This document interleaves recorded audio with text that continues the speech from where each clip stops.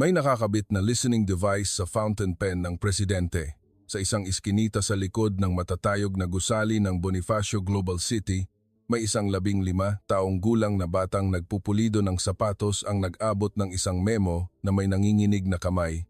Sa mga kamay ni Don Rafael de los Santos, ang makapangyarihang presidente ng De Los Santos Group, napunta ang maliit na piraso ng papel na iyon.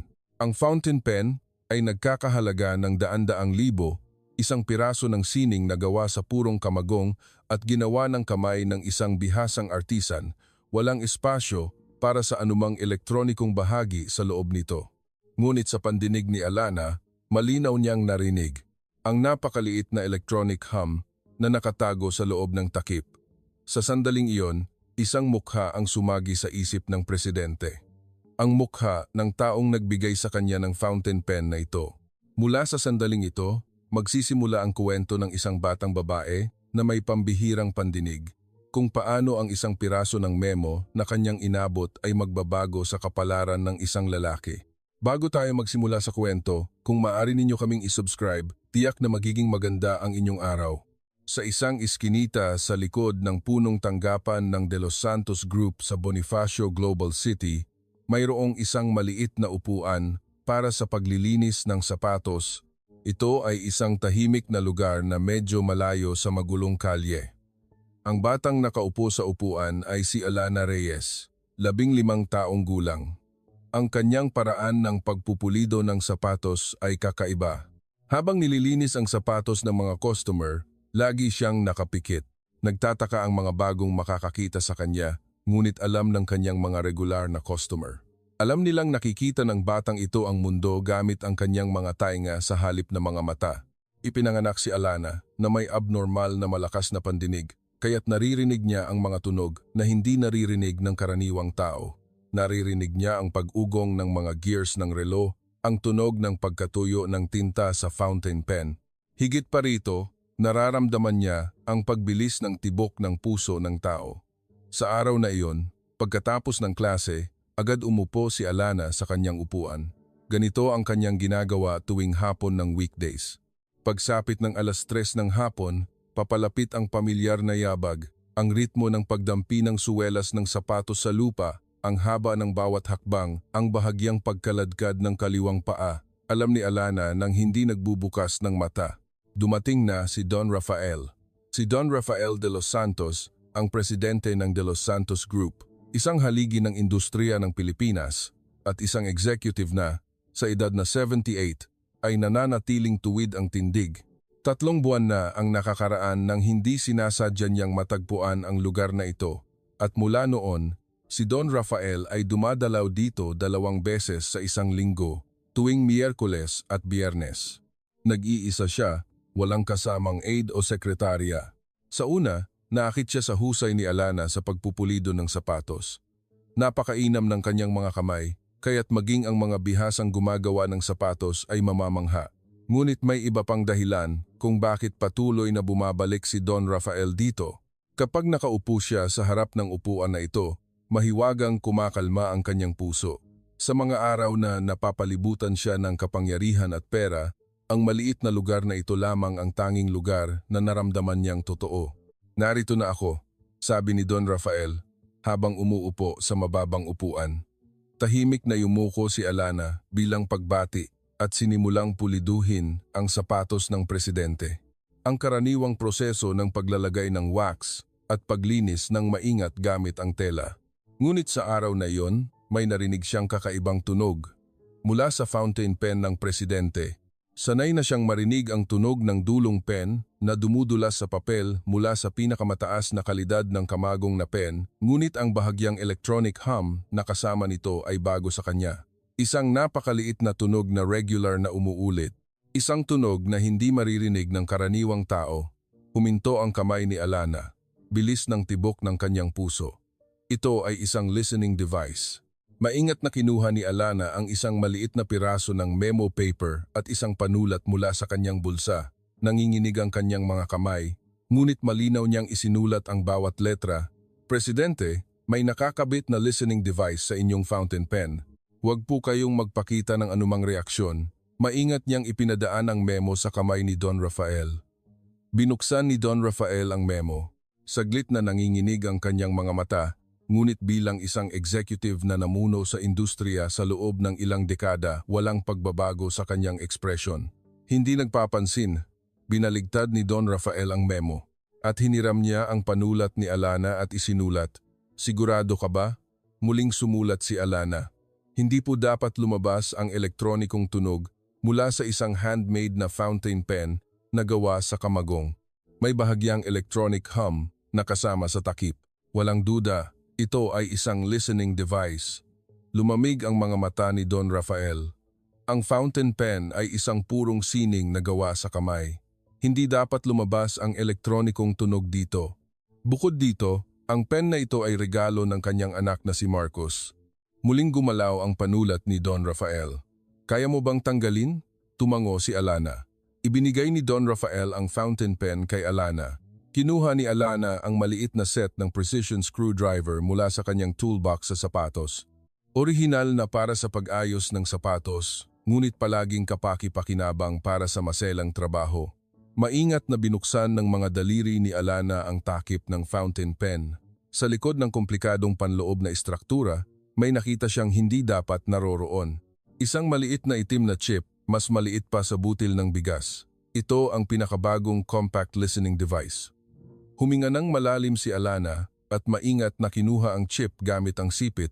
Pagkatapos ay inilagay ito sa isang maliit na metal na lata ng polish ng sapatos na nasa tabi niya at mahigpit na isinara ang takip. Presidente, ligtas na po. Kung ilalagay ito sa metal na lata, mahaharangan ang signal kaya't walang maririnig mula sa labas. Tinitigan ni Don Rafael si Alana. Hindi karaniwan ang batang ito. Isinara niya ang takip at ibinalik ang fountain pen kay Don Rafael.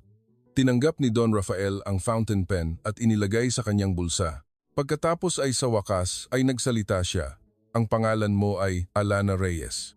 Alana, sino ka ba talaga? Paano mo narinig ang tunog na iyon? Saglit na nag-alinlangan si Alana bago sumagot. Naririnig ko lang po. Mula pa po noong ipinanganak ako. Mga tunog na hindi naririnig ng iba. Matagal na tinitigan ni Don Rafael ang mga mata ni Alana. Hindi ito mga matang nagsisinungaling. Sa katunayan, napakalinaw nito na hindi angkop sa maruming mundong ito. Gusto mo bang malaman kung sino ang nagbigay ng fountain pen na iyon? Umiling si Alana. Hindi ko po yon pakialam. Tama ka, sabi ni Don Rafael. Tumayo siya mula sa kanyang upuan, ngunit hindi gumalaw ang kanyang mga paa. Alana, sumama ka sa akin. Nag-angat ng tingin si Alana. Kailangan ko ang iyong mga tainga. Tinitigan ni Alana ang mga mata ni Don Rafael. Naramdaman niya sa kanyang instinct na sa sandaling hawakan niya ang kamay na iyon, ganap na magbabago ang kanyang buhay. Magtatapos ang kanyang pang-araw-araw na buhay bilang isang ordinaryong batang nagpupulido ng sapatos at papasok siya sa isang ganap na naiibang mundo. Ngunit hindi niya ito kayang tanggihan. May nakita siyang kakaiba sa mga mata ng matandang lalaking ito. Hindi ito kayabangan ng isang taong makapangyarihan, kundi ang pagkaawa ng isang taong tunay na nangangailangan ng tulong. Binuhat ni Alana ang kanyang toolbox at tumayo. Pagkalabas niya sa iskinita kasama si Don Rafael, agad na bumungad sa kanila ang punong gusali ng De Los Santos Group. Nang sila'y lumapit sa pangunahing pasukan, isang lalaking nakasuot ng suit ang mabilis na lumapit. Ito si Chief Cortez, ang pinuno ng seguridad. Ang tingin ni Cortez ay napunta kay Alana. Kumunot ang kanyang noo nang makita ang batang may bitbit na toolbox ng sapatos. Presidente, sino po ang batang ito? Cortez, isasama ko ang batang ito. Lumamig ang mukha ni Cortez. Presidente, sigurado po ba kayong papayagan nating pumasok ang isang nagpupulido ng sapatos sa gusaling ito? Huwag mo akong paalalahanin ng 2 beses. Sabi ni Don Rafael na may matalas na tono. Mahigpit na kinagat ni Cortez ang kanyang labi habang tinitignan si Alana mula ulo hanggang paa. Ang kanyang tingin ay halo-halong paghamak at pagdududa. Hindi iniiwasan ni Alana ang kanyang tingin. Sa halip, ibinaling niya ang kanyang atensyon sa tibok ng puso ni Cortez, mabilis at irregular. Hindi lamang ito simpleng pagkayamot. Ito ay pagkabalisa. Ito ang tibok ng puso ng isang taong may itinatago. Pumasok ang tatlo sa lobby ng punong tanggapan. Sa parehong oras, sa opisina ng Vice-Presidente sa ika-15 palapag ng gusali, may hawak na maliit na receiver si Marcos sa ibabaw ng kanyang mesa. Ang paghinga at yabag ng kanyang ama na malinaw na naririnig kanina ay biglang naputol. Inilapit ni Marcos ang receiver sa kanyang tainga. Ingay lamang ang naririnig. Ano? Nakita na ba ang listening device? O sira lang? Nang sandaling iyon, bumukas ang pinto at pumasok ang kanyang sekretarya. Vice-Presidente, nasa punong tanggapan po ang presidente. May kasama rin po siyang hindi kilalang babae. Bahagyang umangat ang kilay ni Marcos. Babae? Naglakad siya patungo sa bintana, tumingin sa ibaba. Papasok ang kanyang ama sa pangunahing pasukan. At sa tabi nito, may isang batang babae na may bitbit na toolbox ng sapatos na kasama niyang naglalakad. Dahan-dahang umangat ang gilid ng labi ni Marcos. Interesante, bulong niya habang tumitingin sa larawan sa kanyang mesa. Isang lumang larawan kasama ang kanyang ama. Ama, hindi ko alam kung ano ang binabalak mo, pero hinaplos ni Marcos ang mukha ng kanyang ama sa larawan. Pareho lang ang magiging resulta. Lumamig ang kanyang mga mata. Ang madugong labanan para sa trono ng De Los Santos Group. Ang unang hakbang ay ginawa na ngayon. Sa pribadong elevator ng presidente sa punong tanggapan ng De Los Santos Group, sumakay si Alana kasama si Don Rafael. Papunta sila sa opisina ng presidente sa ika-38 palapag. Mahinang nagsalita si Don Rafael. Alana, may hihilingin ako sa iyo. Sige po, presidente. May nagmamanman sa akin sa loob ng kumpanyang ito. Hindi ko alam kung sino, pero ang listening device na natagpuan mo kanina, hindi iyon ang simula. Ang tinig ni Don Rafael ay kalmado, ngunit ang bigat sa likod nito ay hindi masukat. Manatili ka sa tabi ko. Gusto kong sabihin mo sa akin ang anumang naririnig mo. Siyempre, may kaukulang kapalit. Nag-alinlangan si Alana. Hindi lamang ito simpleng trabaho ng pagpupulido ng sapatos. Papasok siya sa labanan ng kapangyarihan ng isang pamilyang nagpapatakbo ng industriya. Ngunit may ibang ideya na sumagi sa kanyang isip. Sa loob ng 15 taon, lumaki siya sa isang bahay kalinga. Araw-araw, lumalabas siya sa bayan na may bitbit na toolbox. Mga oras na hindi siya makapagreklamo kahit magaspang ang kanyang mga kamay o magasgas ang kanyang mga tuhod. Maaaring ito ang aking pagkakataon. Naiintindihan ko po, Presidente. Bahagyang sumagi ang pagkaalala sa mukha ni Don Rafael. Nang dumating ang elevator sa ika-38 palapag, halos hindi makahinga si Alana sa tanawing una niyang nakita. Sa likod ng buong salamin na bintana na umaabot hanggang kisame, tanaw ang buong kalunsuran ng Maynila.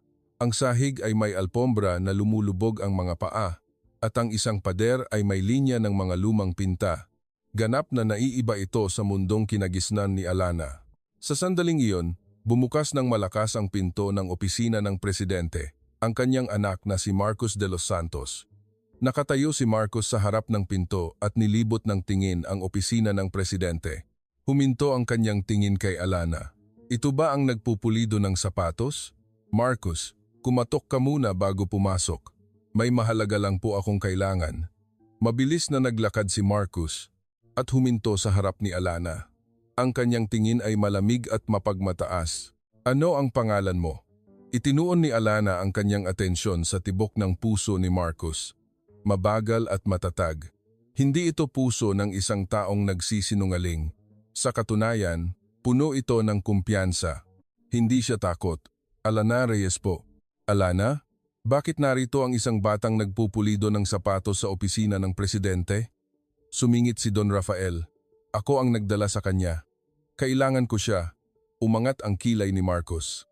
Ama, alam kong hindi po maganda ang inyong kalusugan kamakailan, ngunit ang pagdadala ng isang nagpupulido ng sapatos sa opisina ay hindi po angkop. Ano po ang sasabihin ng mga direktor kung malaman nila? Hindi mo trabaho na pakialaman kung sino ang kausapin ko sa aking kumpanya, sabi ni Don Rafael na may matatag na tinig. Saglit na kinagat ni Marcos ang kanyang labi, ngunit agad na ngumiti.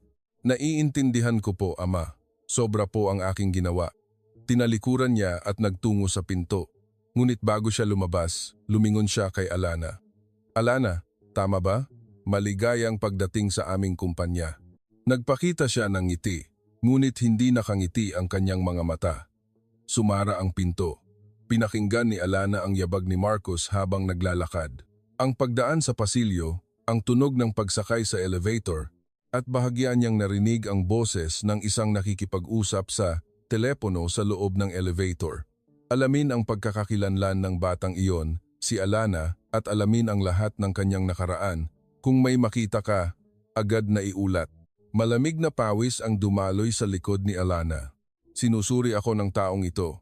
Nabasa siguro ni Don Rafael ang ekspresyon ni Alana kaya't tahimik siyang nagsalita.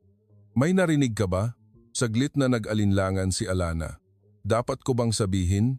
Ito ay tungkol sa isang anak na nagtataksil sa kanyang ama. Presidente, inutusan niya po akong imbestigahan na alamin ang aking pagkakakilanlan. Lumamig at dumilim ang mga mata ni Don Rafael, ngunit hindi siya nagulat. Ganoon ba? Tulad ng inaasahan, lumapit ang presidente sa bintana at tiningnan ang Maynila. Alana, takot ka ba? Kung medyo nag-aalala ka, maaari kang umalis. Hindi kita pipigilan. Tinitigan ni Alana ang likod ni Don Rafael. Ang kanyang malaking balikat ay bumaba. Nalaman niyang ang likod ng isang taong nasa tuktok ng kapangyarihan ay maaaring maging napakalungkot. Hindi po ako aalis. Tumalikod si Don Rafael. Maaring delikado. Naiintindihan ko po. Ngunit mananatili pa rin ako sa inyong tabi. Hindi rin alam ni Alana kung bakit lumabas ang mga salitang iyon. Naramdaman lang niya na hindi niya dapat iwanan ang matandang ito ng mag-isa. Sumagi ang bahagyang ngiti sa labi ni Don Rafael. Salamat. Nang sandaling iyon, isa pang tunog ang narinig ni Alana. Isang napakaliit na electronic hum na nanggagaling sa likod ng sulok ng kisame ng opisina ng presidente. Nanigas ang ekspresyon ni Alana. Presidente, ano po ang nangyari?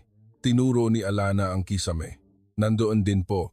Lumamig ang mga mata ni Don Rafael. Listening device sa opisina ng presidente? Ito ay mas seryosong problema kaysa sa fountain pen. Maaring nilagyan ng bug ang fountain pen mula sa labas. Ngunit ang kisame ng opisina ng presidente ay iba. Ito ay isang lugar na hindi maaabot maliban kung ikaw ay isang insider, presidente. Maaaring narinig po ang lahat ng pinag-usapan dito. Mahigpit na ikinuyom ni Don Rafael ang kanyang kamao hanggang pumuti. Tinitigan niya ang pinto kung saan lumabas kanina si Marcos na nakangiti. Ganoon ba? Hindi ko inakala na ganito pala kalala. Mapait na ngumiti ang presidente at bumulong. Ang matandang tigre na ito ay nabulag, hindi man lang napansin ang sarili niyang mga kuko. Ang kanyang tinig ay nagtatago ng mas malalim na pagsisisi kaysa sa galit. Siya ay isang taong nag-ukol ng kanyang buhay sa labanan sa industriya. Nakaligtas siya sa hindi mabilang na mga pagtataksil at intriga upang makarating sa ganitong posisyon. Ngunit hindi niya napansin ang kuko ng kanyang sariling anak. Walang masabi si Alana. Hindi ito tungkol sa negosyo. Ito ay isang madugong pagtataksil sa pagitan ng isang ama at anak. Sa parehong oras, sa opisina ng Vice-Presidente sa ika-15 palapag, tinitigan ni Marcos ang screen ng laptop sa kanyang mesa. Ang audio waveform ng opisina ng presidente ay ipinapakita ng real-time. Hindi po ako aalis. Maaaring delikado. Naiintindihan ko po. Ngunit mananatili pa rin ako sa inyong tabi. Bahagyang gumalaw ang labi ni Marcos. Nakakuha ka ng isang tapat na aso, ama, bulong niya habang sumasandal sa kanyang upuan. Pero medyo kakaiba ang asong iyan. Paano niya nakita ang listening device sa fountain pen at ang usapan kanina? Ibinabalik ni Marcos ang recording at muling pinakinggan. Paano niya narinig ang nilalaman ng tawag sa telepono sa loob ng elevator mula sa ganoong distansya? Imposible. Pinatungan niya ng daliri ang mesa. Kakaiba ang mga tainga ng batang iyan. Hindi normal. Muling pinatungan ng daliri ang mesa. Sa ngayon, pagmamasdan ko muna. Hanggang malaman ko ang kanyang tunay na pagkakakilanlan. Ang audio waveform sa screen ay biglang naputol. Kumunot ang kilay ni Marcos. Muli, lumapit siya at tiningnan ang screen. Walang signal. Maging ang listening device sa opisina ng presidente ay natagpuan. Nawala ang nakangiting ekspresyon sa mukha ni Marcos. Ang batang iyon, lumamig ang kanyang mga mata. ang batang nagpupulido ng sapatos na si Alana Reyes. Sa simula, inakala niyang hindi ito mahalaga, ngunit hindi ito aksidente. Sige, ilalabas ko ang iyong tunay na pagkatao. Kinuha ni Marcus ang telepono. Ako ito. Iulat agad ang resulta ng investigasyon kay Alana Reyes. At isa pa, bumaba ang kanyang tinig. Suriin din ang lahat ng tao sa paligid ng bahay Kalinga kung saan siya nakatira. Alamin ang kanyang kahinaan. Kung walang makita, gumawa ka at dalhin mo sa akin. Pagkababa ng telepono, tumingin si Marcus sa labas ng bintana. Kung kukunin ni Ama ang kanyang espada, kailangan ko ring maghanda. Ang ikalawang yugto ng tahimik na giyera sa De Los Santos Group ay nagsimula. Lumipas ang isang linggo. Dahil bakasyon na, pumupunta si Alana sa punong tanggapan ng De Los Santos Group tuwing umaga.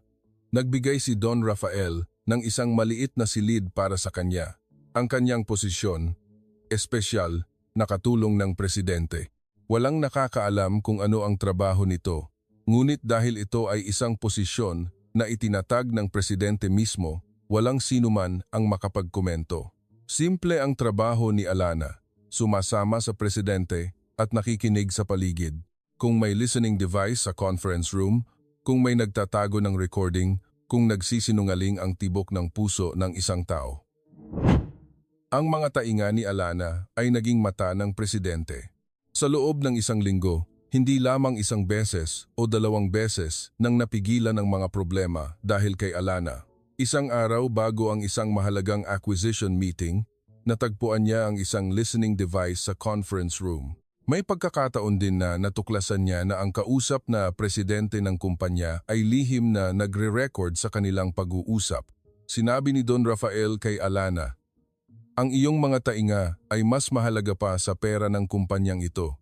Ngunit mayroon ding mga taong hindi nagustuhan iyon. Ang batang iyon, sino ba talaga siya? Laging kasama ng presidente. Mukhang nagpupulido lang ng sapatos. Nagiging ulyanin na ba si presidente?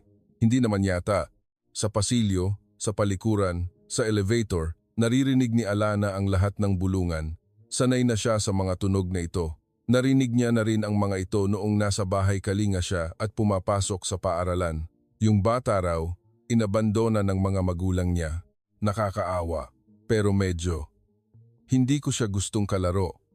Nagkunwari si Alana na hindi niya pinapansin at nagtuon sa kanyang trabaho. Ngunit ang problema ay nangyari sa hindi inaasahang paraan. Isang Biyernes ng hapon, dinalaw si Alana ni Attorney Sofia Mendoza, ang personal na sekretarya ni Don Rafael. "Alana, may gusto lang akong sabihin sa iyo." Nanigas ang ekspresyon ni Attorney Mendoza. Kadalasan ay mabait siya kay Alana, ngunit ngayon ay iba. "Ano po ang nangyari? Tingnan mo ito." Ibinigay ni Attorney Mendoza ang isang sobre. Nang buksan ni Alana ang sobre, bumuhos ang maraming litrato, namutla ang mukha ni Alana. Nasa mga litrato si Alana, ngunit sa mga eksena na hindi niya kilala. Ang kanyang larawan na nakikipagpalitan ng pera sa isang tao, nakikipag-usap ng lihim sa isang hindi kilalang lalaki, at higit pa roon, hawak niya ang mga kumpidensyal na dokumento ng De Los Santos Group. "Ito. Ano po ito? Hindi ko po ginawa ito. Alana, gusto kong maniwala sa iyo." Ngunit ang mga litratong ito ay kumalat sa lahat ng executive kaninang umaga. Nanginginig ang boses ni Attorney Mendoza. Nagpatawag ang vice-presidente ng emergency board meeting. Ang agenda ay tungkol sa pagdududa sa pagiging industrial spy ng espesyal na katulong ng presidente. Nablangko ang isip ni Alana. Industrial spy. Ito ay ganap na gawa-gawa. Ngunit ang mga litrato ay napakakumbinsido. Kahit si Alana na hindi pa nakakapag-snapshot ng maayos sa kanyang buhay, ay hindi makapaniwala na hindi ito totoo. Napakatakot pala ng mundo ngayon. Kailangan kong sabihin sa presidente. Ang presidente ay wala sa ngayon at hindi makontak. Nagmamadaling kinuha ni Alana ang kanyang cellphone. Tumawag siya sa direktang numero na ibinigay sa kanya ng presidente. Tumunog. 1 beses. 2 beses, 3 beses, walang sumasagot. Muling tumawag siya.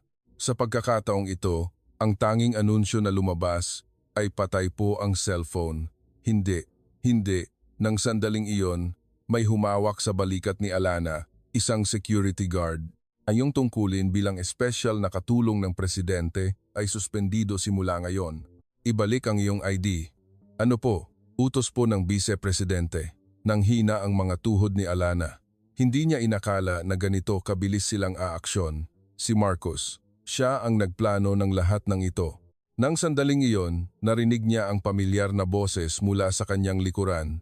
Alana. Si Chief Cortez. May kakaibang ngiti sa mukha ng pinuno ng seguridad. Pinapatawag ka ng vice-presidente. Halika. Chief Cortez, wala po akong ginawa. Malisyoso po ang akusasyon. Diretso mong sabihin yan sa vice-presidente. Hinawakan ni Cortez ang balikat ni Alana. Masakit ang kanyang hawak. Huminto ang elevator sa ika-15 palapag. Bumukas ang pinto ng opisina ng vice-presidente. Nakatayo si Marcos sa tabi ng bintana. Dumating ka na, tumalikod si Marcos. Hawak niya ang file ni Alana. Alana Reyes, 15 taong gulang, mula sa bahay Kalinga ni Santa Elena sa Quezon City. Inilipat sa aming pangangalaga sa edad na 3. Pagkatapos nito, 2 beses siyang inampon, ngunit parehong natapos sa pagkansela ng ampon, bilis ng tibok ng puso ni Alana. Ito ang nakaraang hindi niya kailanman sinabi kanino man. Ang isang batang 2 beses inabandona ay nakapasok sa puso ng aking ama. Ano ang pakay mo? Pera? O may iba pa? Lumapit si Marcos kay Alana. Ibinenta mo ba ang mga sikreto ng aming kumpanya? Hindi ko po ginawa iyon. Kung gayon, ano ang mga litratong ito? Itinapat ni Marcos ang mga litrato sa mukha ni Alana. Pekeng litrato po yan. Hindi ko po kailanman ginawa iyan. Ang pulisya ang magpapasya kung peke o hindi, sabi ni Marcos na bahagyang umangat ang gilid ng kanyang labi. At tungkol sa pulisya, sasampahan kita ng kaso. Sa kasong industrial espionage, kung mapatunayang nagkasala, minimum na 5 taon ang parusa. Kahit menor de edad ka, maaaring isaalang-alang, ngunit hindi ka makakaiwas sa Juvenile Detention Center. Napuno ng luha ang mga mata ni Alana. Galit na galit siya. Wala siyang ginagawa, ngunit lahat ay gumuho. Vice-presidente, pakiusap, maniwala po kayo sa akin. Talaga, maniwala. Sino ang maniniwala sa mga salita ng isang batang 2 beses inabandona ng kanyang mga kinupkop na magulang? Ang mga salitang iyon ay tumusok sa kanya tulad ng isang kutsilyo. Hindi na nakapagpatuloy si Alana. Nang sandaling iyon, lumapit pa si Marcos ng isang hakbang at mahina siyang bumulong. Kung tahimik kang mawawala, aatrasin ko ang kaso. Lumayo ka kay ama at huwag ka nang lumapit pa sa kanya. Sa ganoon, ililigtas ko ang iyong buhay. Tinitigan ni Alana ang mga mata ni Marcos. Walang anumang emosyon doon. Tanging malamig at mapagkalkulang mga mata lamang ang naroroon. Bibigyan kita ng oras. Hanggang bukas, iwinagayway ni Marcos ang kanyang kamay. Hinila ni Cortez si Alana palabas. Sumara ang pinto ng opisina ng vice-presidente. Nakatayo si Alana mag-isa sa pasilyo. Nang hina ang kanyang mga tuhod at sumandal siya sa pader. Hindi niya makita ang presidente at walang sinuman ang naniwala sa kanyang mga salita. Ito ang pinakamahabang araw sa kanyang 15 taong buhay. Nagsimula ang lahat ng araw na iyon. Ang araw na natagpuan niya ang listening device sa fountain pen ng presidente. Ang pagtulong niya ay naging krimen. Muli ba akong iiwanan? Pumatak ang mga luha ni Alana. Hindi ba kayo nalulungkot pagkatapos marinig ang lahat ng ito? Si Alana, na walang ginawang masama, ay naging kriminal dahil sa isang pekeng litrato. Sinusubukan niyang tumulong, ngunit ang kanyang buhay ay unti-unting nawawasak. Higit pa rito, binantaan siya na pumili hanggang bukas. Ano kaya ang mangyayari sa batang ito? Tatakas ba siya o lalaban siya hanggang sa huli? Ang sagot ay ihahatid sa susunod na bahagi ng kwento. Ipagpatuloy natin ang pakikinig. Dumating ang kinabukasan, hindi nakatulog si Alana, buong magdamag. Ginugol niya ang gabi na nakatitig lamang sa kisame ng silid sa bahay Kalinga na may mainit na luha. Ang deadline na ibinigay ni Marcos ay hanggang ngayon. Kung tahimik siyang mawawala, aatrasin ang kaso. Kung lalaban siya, juvenile detention. Ano ang dapat niyang gawin? Nang sa wakas ay bumangon si Alana. May nagmamadaling kumatok mula sa labas ng pinto. Alana, lumabas ka. Ito ang boses ni Ate Rose, ang tagapamahala ng Bahay Kalinga. Nang buksan niya ang pinto, madilim ang mukha ni Ate Rose. Ate Rose, ano po ang nangyari? Alana, pasensya na. Yumuko si Ate Rose. Kailangan mo nang umalis dito ngayon. Bigla po? Bakit po? May tumawag kanina mula sa DSWD at sinabi nilang hindi ka nila maaaring panatilihin sa isang facility na may akusasyon ng krimen. Inutusan nila kaming agarang magproseso ng iyong pagpapaalis. Bilis ng tibok ng puso ni Alana. Sa dulo ng pasilyo, may dalawang lalaking nakasuot ng suit na nakatayo. Nakita niya ang mga lalaking iyon sa punong tanggapan kahapon. Mga tauhan sila ni Chief Cortez. Ate Rose, wala po akong ginawa. Lahat po ito ay gawa-gawa lamang. Alam ko, Alana, alam ko. Pero dahil sa pressure mula sa taas, napuno ng luha ang mga mata ni Ate Rose. Pasensya na, talagang pasensya na. Walang masabi si Alana. 5 taon na ang kanyang ginugol sa lugar na iyon mula nang siya ay 10 taong gulang. Wala siyang oras upang mag-impake. Ang tanging dala niya ay ang kanyang suot at ang luma niyang toolbox ng sapatos. Pagkalabas niya sa Bahay Kalinga, naglakad si Alana sa bayan. Wala siyang mapupuntahan. Wala siyang kamag-anak na makontak. Sa malawak na Maynila, ganap na mag-isa si Alana, kusang loob siyang nagtungo sa harap ng punong tanggapan ng De Los Santos Group, presidente. Kung makikita ko lang ang presidente, baka may magbago. Dapat siyang maniwala sa akin. Umupo si Alana sa bangko sa tapat ng punong gusali at naghintay. 1 oras, 2 oras. Lumipas ang tanghali at nagsimulang bumaba ang araw. Nang sandaling iyon, nakita niyang pumasok ang isang itim na Century sa pangunahing gate ng punong tanggapan. Ito ang sasakyan ng presidente. Tumalon si Alana. Tumakbo siya patungo sa sasakyan. Presidente, Presidente! Huminto ang sasakyan. Bilis ng tibok ng puso ni Alana, ngunit hindi bumukas ang pinto ng sasakyan. Walang makita sa likod ng itim na tinted glass. Pagkaraan ng ilang sandali, muling gumalaw ang sasakyan. Lumampas kay Alana at nawala sa pasukan ng underground parking. Nararamdaman ni Alana. Hindi siya tiningnan ng presidente. Presidente, nang hina ang mga tuhod ni Alana, bumagsak siya sa lugar na iyon. Iniwan din ba ako ng presidente? Puno ang kanyang isip ng ideyang iyon. Hindi siya ganoong tao, ngunit hindi huminto ang sasakyan. Napuno ng luha ang mga mata ni Alana. Sa katunayan, may iba pang nangyayari sa loob ng sasakyan ni Don Rafael. Sa sandaling sinubukan ng presidente na tumingin sa labas ng bintana, hinarangan siya ni Chief Cortez.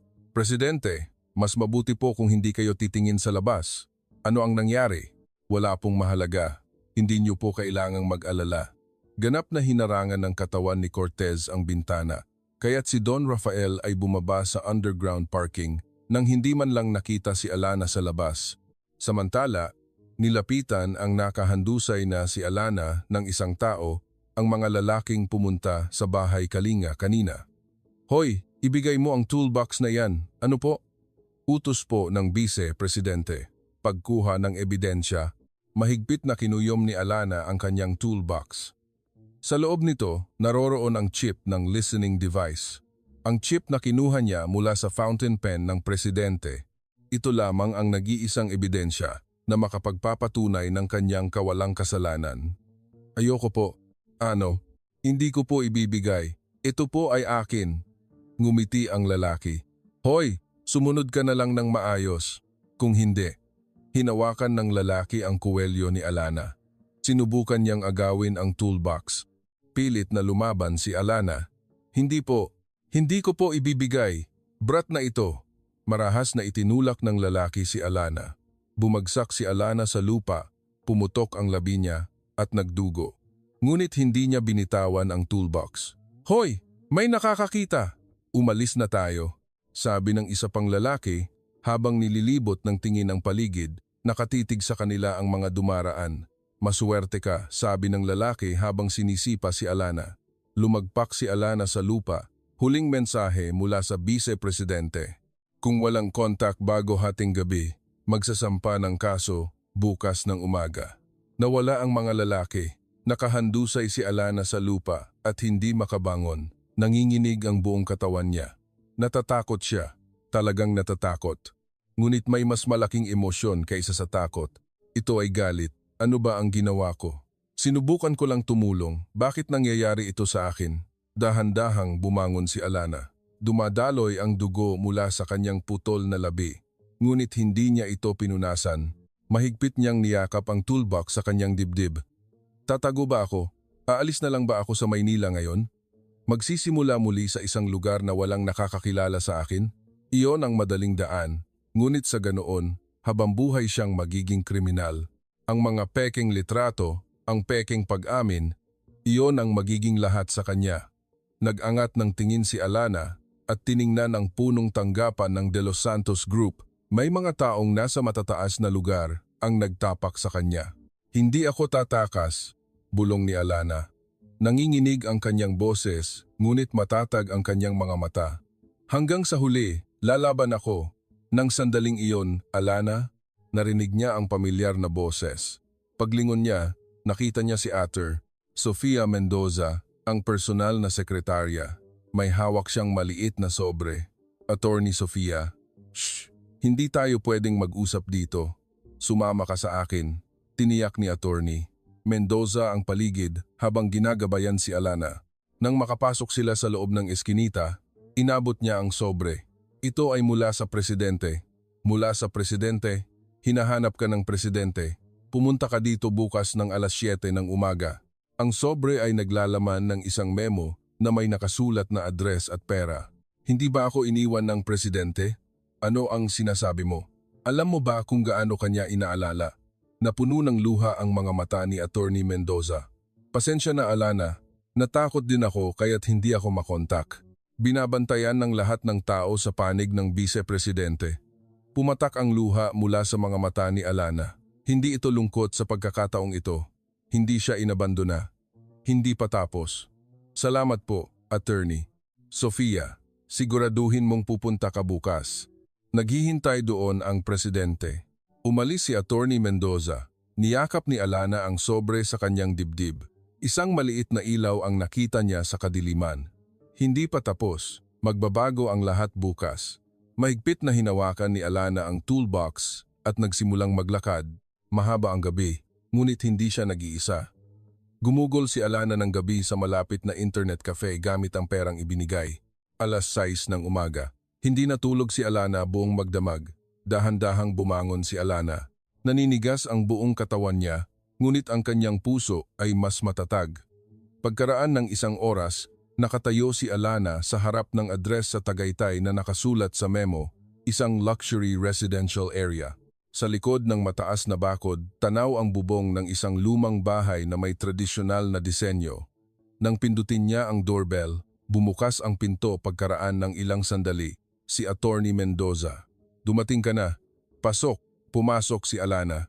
Pagdaan niya sa malawak na hardin, may nakita siyang nakaupo sa veranda ng bahay, si Don Rafael de los Santos, ang presidente. Presidente, napuno ng luha ang mga mata ni Alana.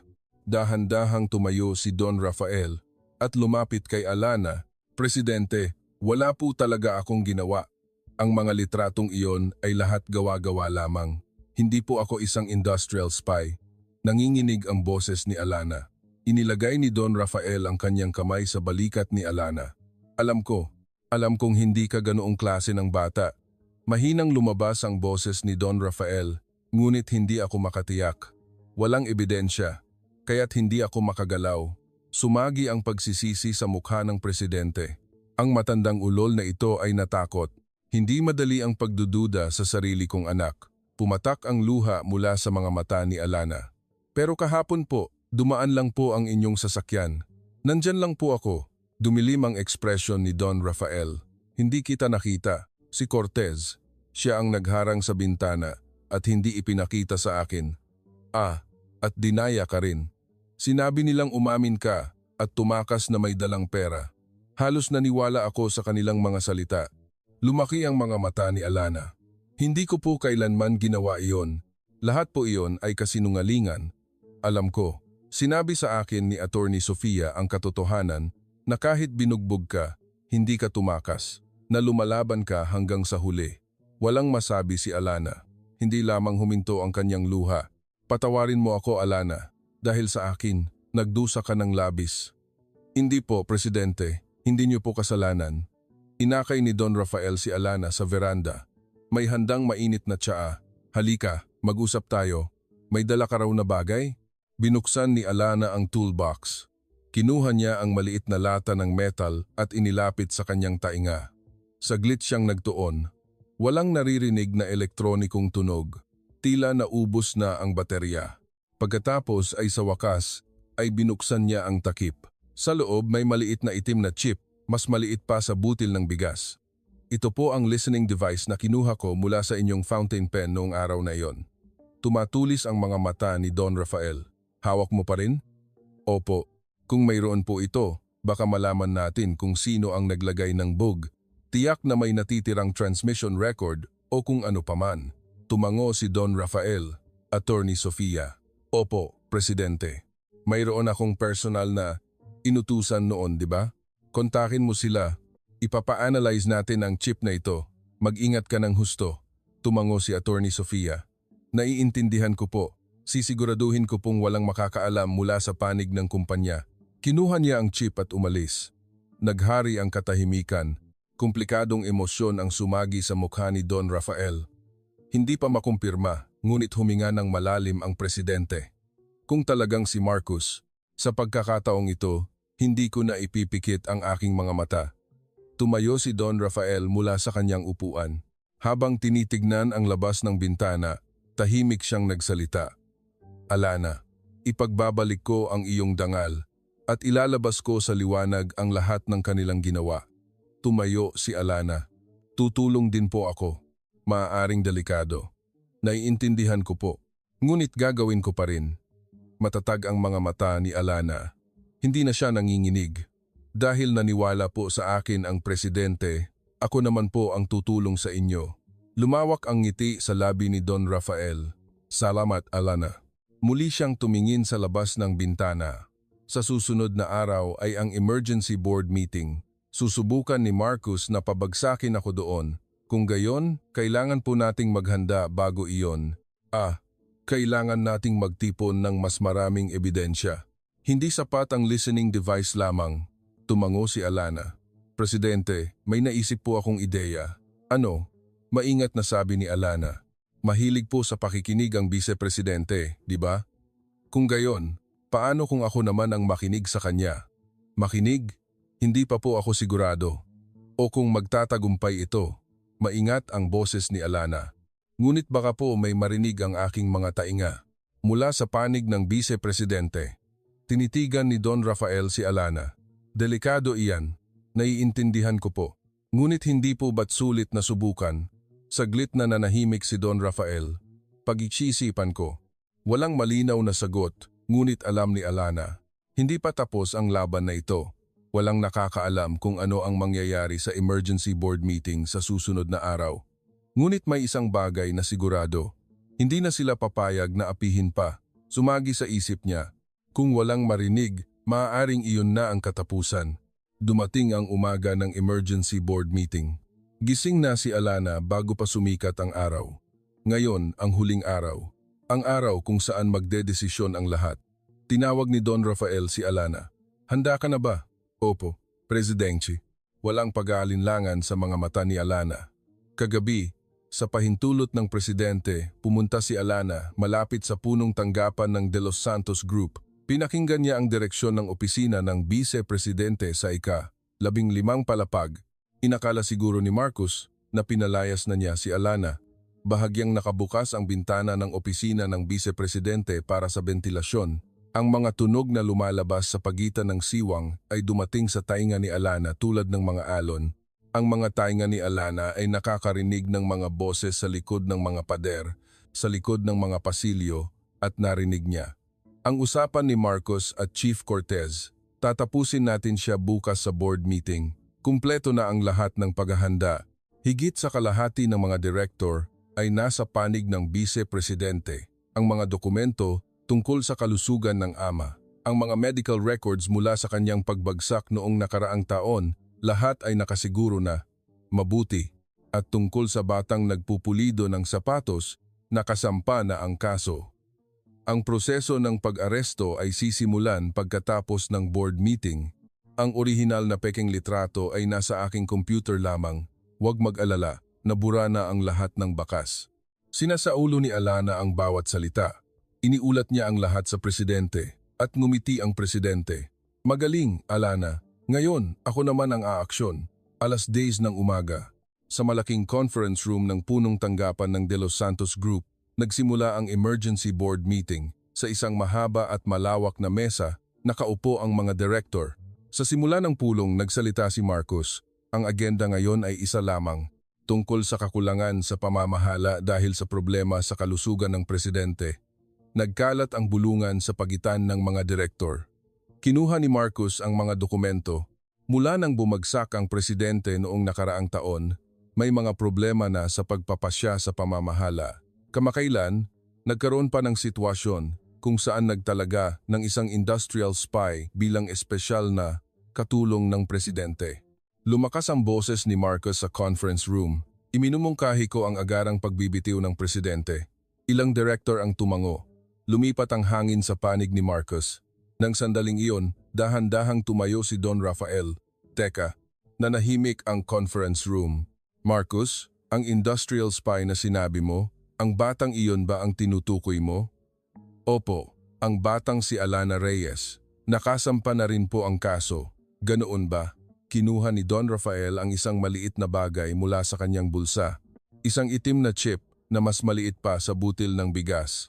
Alam niyo ba kung ano ito? Bahagyang nanigas ang ekspresyon ni Marcos. Ito ay isang listening device na nakuha mula sa aking fountain pen. Nagkasiyahan ang conference room. Lumabas sa pagsusuri na ang device na ito ay isang espesyal na kagamitan na ginagamit lamang ng security team ng aming kumpanya. Hindi ito kailanman makuha ng publiko. Ang tingin ni Don Rafael ay napunta kay Chief Cortez. Cortez, gusto mo bang ipaliwanag? Namutla ang mukha ni Chief Cortez. At nang sinundan namin ang transmission record, mayroon itong pinadalhan ng signal. Diretso ang tingin ni Don Rafael kay Marcos. Ang opisina ng Vice Presidente. Nielo, ang conference room. Mabilis na tumayo si Marcos. Ano ang walang basehang sinasabi niyo? Ngumiti ng bahagya si Don Rafael. Kagabi alam ko ang lahat ng pinag-usapan niyo ni Cortez. Sinabi mong, tatalakayin mo siya sa board meeting bukas. Nahigit sa kalahati ng mga direktor ay nasa panig mo, na nakasiguro mo ang medical records ng ama tungkol sa kalusugan niya. Nagbulungan ang mga direktor sa conference room. Nalaman nilang kasama ang kanilang mga pangalan. At nagdemanda ka rin daw laban sa batang nagpupulido ng sapatos? Naaarestuhin mo agad siya pagkatapos ng board meeting? Namutla ang mukha ni Marcos. Papaano?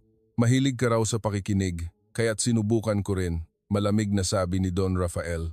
Hindi sa pamamagitan ng makina, kundi sa tainga ng tao. Bumukas ang pinto ng conference room. Pumasok si Alana. Lumaki ang mga mata ni Marcos. Ang batang ito ang nakarinig ng lahat ng iyong boses mula sa likod ng mga pader. Tinitigan ni Alana si Marcos. Hindi na siya nanginginig. Hindi po ako industrial spy.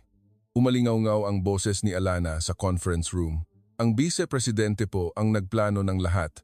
Ang mga litrato at ang peking pag-amin ay pawang kasinungalingan. Mahigpit na kinagat ni Marcos ang kanyang mga ngipin. Maniniwala kayo sa kuwentong ito? Sa isang maliit na nagpupulido ng sapatos mula sa kalye?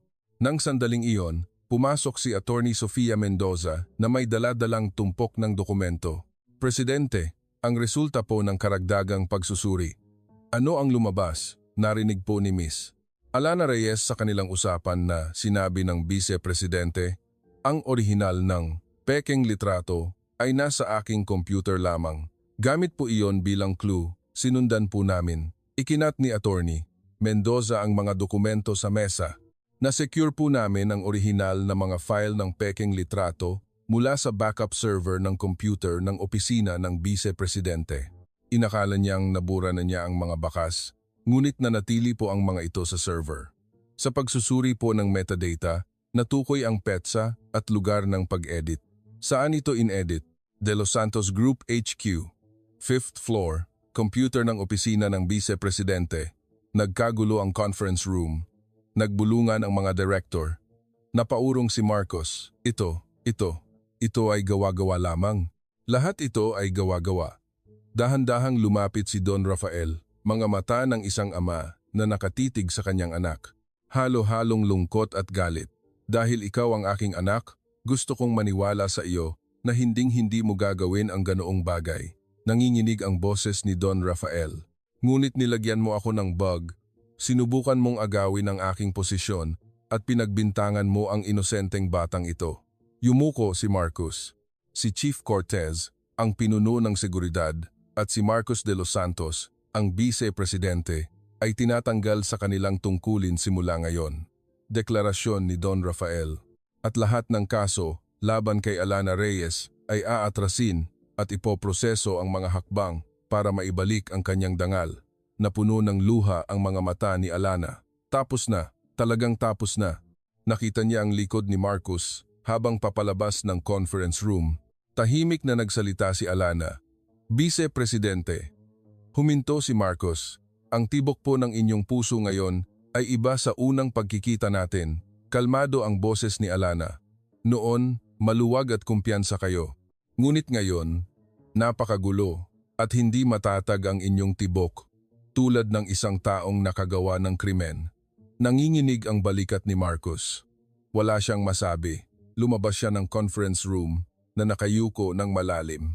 Ang lalaking minsang tagapagmana ng De Los Santos Group ay isang taong nawalan na ng lahat. Si Chief Cortez ay umalis din na nakayuko ng malalim. Pagkalabas niya, nilapitan ni Don Rafael si Alana. Alana? Opo, Presidente. Magaling ang ginawa mo. Dahan-dahang tinapik ni Don Rafael ang balikat ni Alana. Ano ang plano mo ngayon? Saglit na nag-isip si Alana. Sa ngayon, hindi ko pa po alam. Ngumiti ng mainit si Don Rafael. Kung gayon, manatili ka muna sa tabi ko. Kailangan ko ang iyong mga tainga. Lumaki ang mga mata ni Alana. Talaga po? Kailangan mo ring pumasok sa paaralan at kumain ng maayos. Sa ngayon, manatili ka muna sa bahay sa Tagaytay at dahan-dahang mag-isip, pumatak ang luha mula sa mga mata ni Alana. Hindi ito lungkot sa pagkakataong ito. Salamat po, Presidente. Ako ang dapat magpasalamat. Tumingin si Don Rafael sa langit. Kung wala ka, baka hindi ko napansin na pabagsakin ako ng sarili kong anak.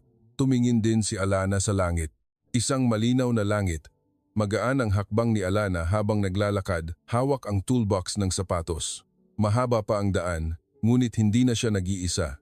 Ang 15 taong gulang na nagpupulido ng sapatos na si Alana Reyes ay nag-abot lamang ng isang memo ng araw na iyon. Ang tanging layunin niya ay makatulong, ngunit ang maliit na tapang na iyon ay naglantad ng katotohanan na nakatago sa loob ng isang makapangyarihang pamilya at nagpatunay din ng kanyang sariling kawalang kasalanan. Isang batang 2 beses inabandona, walang sinumang naniwala sa kanya. Naging posible ito dahil mayroong isang taong nanatili sa kanyang tabi hanggang sa huli.